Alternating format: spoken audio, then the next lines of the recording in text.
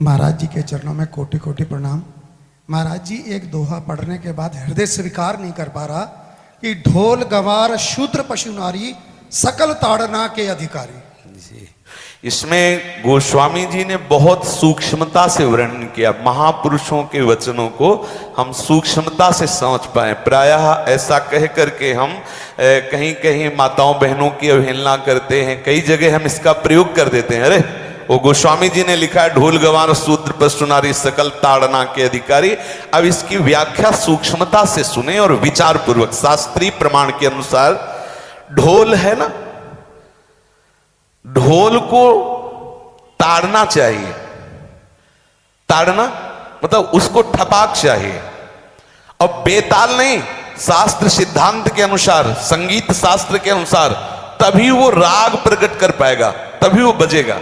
ढोल को हाथ जोड़ के बोलो कि साहब आप बज जाएं, नहीं बजे, उसको ताड़ना चाहिए।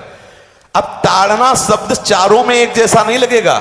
शब्द एक ही है ताड़ना, लेकिन ताड़ना के अर्थ अलग अलग हैं। जैसे कनक है, एक ही शब्द है कनक, लेकिन कनक कनक ते 100 गुनी मादकता अधिकाय, वा खाए बोराए जग या पाए बोराए। बोले कनक ही शब्द है। जैसे ताड़ना शब्द का हम प्रयोग केवल वही समझे कि ताड़ना देना ही नहीं, उसका अर्थ अलग अलग है। जैसे कनक शब्द है, कनक को सोना भी कहते हैं और कनक को धतूरा भी कहते हैं। कनक को धतूरा भी कहते हैं। एक कनक है जिसके खाने से बावरा हो जाएगा और एक कनक है जिसके पाने से बावरा हो जाएगा। कनक शब्द एक ही है, लेकिन दोनों का अर्थ अलग अलग हो गया। ऐसे ही ढोल में ताड़न का तात्पर्य है उसको पीटना, लेकिन वो शास्त्रीय संगीत के आधार पर उसको ताल देना।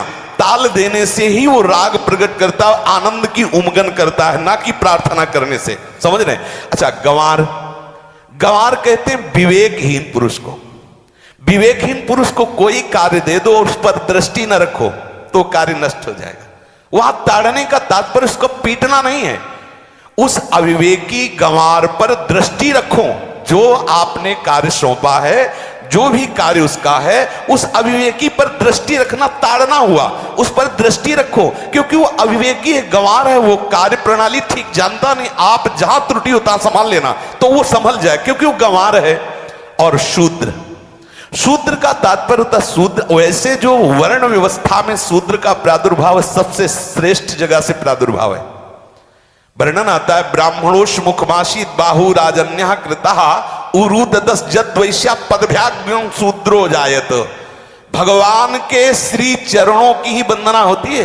प्रायः आपने देखा सबके श्री चरणों की, और शूद्रों का प्रादुर्भाव श्री चरणों से हुआ है।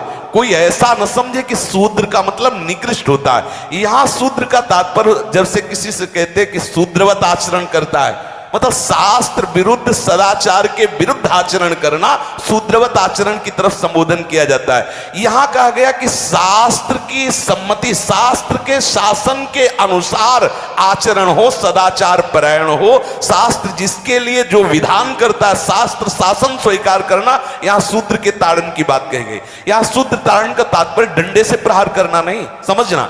और जो चौथा कहा गया नारी, अगर स्त्री को हम ये कहें कि ताड़न से ही वो केवल काबू में रहती है, तो राष्ट्र में अपने प्रसिद्ध लक्ष्मीबाई जैसी कोई सामर्थ्यशाली वीरांगना, कोई वीरों सामने बड़े बड़े वीरों के दांत खट्टे कर दे, ऐसी बहादुर सिंहनी हुई, अंग्रेजों के दांत खट्टे कर दिए। अगर कोई समझे कि नारी केवल ताड़ने के लिए है तो उसकी मूर्खता है।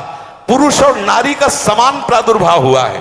भगवान ब्रह्मा के श्री अंग से दाहिनी तरफ से महाराज मनु और बाईं तरफ से उनकी पत्नी उनका प्रादुर्भाव हुआ शतरूपा। शतरूपा, अब आप बोलो एक ही शक्ति के दो भाग हो गए, एक पुरुष रूप धारण कर लिया, एक नारी रूप धारण कर लिया। अब यहां विचार जो है कि उस नारी के ऊपर ताड़न शब्द का क्या प्रयोग है। जैसे आप मार्ग में चले जा रहे हैं और आपने दृष्टि चूक कर दी और नारी आपकी स्त्री पीछे चल रही, तो कोई हमला कर सकता है, क्योंकि वो रत्न है। 14 रत्नों में एक रत्न स्त्री रत्न भी है। स्त्री को रत्न कहा गया है। भगवान श्री राम जब वनवास में जा रहे हैं तो सिया जी को आगे नाव में जब चढ़ाना होता तो पहले सिया जी को चढ़ा, सीए चढ़ाई चढ़े रघुराई, पहले आगे। दृष्टि रखो, दृष्टि चूक गई तो रत्न है, यहां दृष्टि रखना। शासन मतलब उसकी पिटाई करना नहीं कि जैसे ढोल को पीटा जाता है ऐसे स्त्री को पीटा जाए, शूद्र को पीटा जाए तो गंवार को, यह व्याख्या नहीं है, यह मूर्खता है, इसे व्याख्या नहीं कहते। जैसे कनक शब्द के कई अर्थ होते हैं, ऐसे ही ताड़न शब्द का यहां अलग अलग प्रयोग है। स्त्री के ऊपर दृष्टि रखो। किस भाव की दृष्टि रखे? क्योंकि वो हमारे यहां रत्न की तरह है, कहीं कोई ऐसा ना हो कि कुदृष्टि वाला कोई उस पर हमला कर दे। पाणी ग्रहण संस्कार में रक्षा का भी सूत्र बताया जाता है कि आपको अभी ये समर्पित है, आप इसकी रक्षा करें। हमारे शास्त्रीय सिद्धांत में देखो कभी भी स्त्री को अकेला छोड़ने का सिद्धांत नहीं पाया गया। अगर शास्त्रीय सिद्धांत, बच्ची है तो माता पिता के शासन, थोड़ी बड़ी हुई तो भाई आदि के बीच में, और बड़ी हुई तो पति के, और बड़ी हुई तो पुत्रों के, मतलब एक सानिध्य का एक दृष्टि रखी गई है कि यदि आप अपनी दृष्टि में रखेंगे तो उसका अमंगल नहीं होगा, उसका हित नहीं होगा। ये जो जैसे मानो कोई सी स्त्री को अकेला कोई पा गया और कुमार्गगामी वृत्ति वाला हुआ, तो आज जो घटनाएं सुनने को मिलती हैं, अगर हमारी दृष्टि हो उस पर तो ऐसा नहीं हो सकता। और दूसरी बात यह है कि स्त्री को बुद्धि स्वरूपा भी माना गया। भगवान से भीष्म जी कहते हैं, मैंने अपनी कुंवारी कन्या बुद्धि को, हमारी कुंवारी कन्या है बुद्धि, सदैव सुरक्षित रखा है, आज आपके चरणों में समर्पित करते हैं। तो शास्त्र शासन के द्वारा बुद्धि को सदैव अपने अधीन रखो, कहीं बुद्धि कुमार्गगामी ना हो जाए। यहां स्त्री के ताड़न का केवल एक सूत्र है कि आप उस पर दृष्टि बनाए रखें, कहीं स्त्री रत्न कहीं अपवित्र ना हो जाए, कहीं दूसरे का किसी तरह से कुमार्गगामी लोगों का ऐसा कोई बर्ताव ना हो जाए, इसलिए सावधान। वहां उसको पीटने का शब्द नहीं है कि ढोल गवार शूद्र पशु नारी सकल ताड़ना के अधिकारी। ताड़ना का तात्पर्य वहां पीटना नहीं तो विद्वता में देखो तो एक से एक, साधुता में देखो तो एक से एक, वीरांगना देखो एक से एक, ऐसा नहीं कह सकते। क्योंकि जो सामर्थ्य पुरुष में वही सामर्थ्य भगवान ने स्त्री में भी दी, क्योंकि भगवान के ही दो रूप हैं, एक स्त्री और एक पुरुष, समझ रहे ना। तो इसमें एक ताड़न शब्द का कई अर्थ होता है। भगवान की साक्षात शक्ति स्त्री है। अगर कोई इस भाव से देखे कि स्त्री तो केवल ताड़ना मतलब केवल गाली दे के बात करना, ऐसा नहीं। जिस घर में स्त्री का अपमान होता है उस घर का नाश हो जाता है, निश्चित हो जाता है। आप देखिए रावण का सत्यानाश हो गया जगदम्बा सीता के प्रति, दुर्योधन का सत्यानाश हो गया द्रौपदी के प्रति। जहां स्त्री का अपमान हो जाए, अगर कोई ये समझे कि स्त्री केवल मतलब जैसा हम चाहें वैसा व्यवहार करे, तो अगर नाश ना हो जाए तो हमें बता देना, क्योंकि भगवान की वो शक्ति है। अगर उसे तुम सोचो कि हम ताड़न करें, जैसे ढोल को ताड़न करें ऐसे ताड़न करें, तो तुम्हारा नाश हो जाएगा। बिल्कुल सच्ची बात समझ लीजिए। केवल वहां दृष्टि रखने की बात कही गई है, आपका अधिकार है, आप उसकी सुरक्षा व्यवस्था में रहें।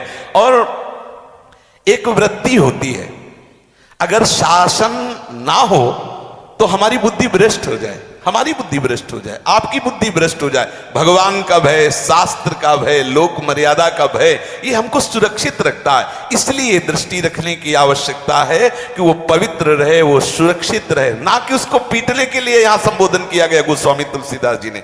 इसलिए सावधानी पूर्वक अपनी वृत्ति को पावन रखते हुए महापुरुषों के वचनों को समझने की चेष्टा की जाए। गोस्वामी जी ने जो यहां कहा, ढोल गवार शूद्र पशु नारी सकल ताड़ना के अधिकारी, तो ताड़ना का अलग अर्थ है, अलग अलग। जैसे ढोल में ताड़ना, तो वैसे ही सब जगह नहीं ताड़ना लगेगी। आप देखो पशु जो है, चालक जो घुड़सवार होता है उसको ताड़ना एड़ी से देता है। अपने चालक जो होता है घुड़सवार एड़ी से। किसान जो होता है वो बैल को बोलता है दाहिने, जैसे हल जोतने होता है बाएं, वो भाषा समझता है, बाएं मुड़ जाए, और नहीं मुड़ता तो पीछे अरई है एक छड़ी, उससे वो इशारा देता है, वो समझ जाता है। पशु को अपने इशारे से चला लेते। अब उससे कहे, खड़ा होकर हाथ जोड़ के कहे कि भैया बैल देवता आप थोड़ा दाहिने मुड़ जाओ, तो नहीं मुड़ेगा। जब लगाम पकड़ी और थोड़ा ताड़न किया और बोले दाएं, तो फौरन दाहिने मुड़ गया। आप देखो जो ये बैलगाड़ी चलाते हैं, घोड़ा गाड़ी चलाते हैं, ऊंट चलाते हैं, तो पशु शासन के द्वारा उसको इशारे से किधर चलना उसको इशारा बता दो। अलग अलग जगह इस ताड़न शब्द का अर्थ प्रयोग किया गया है।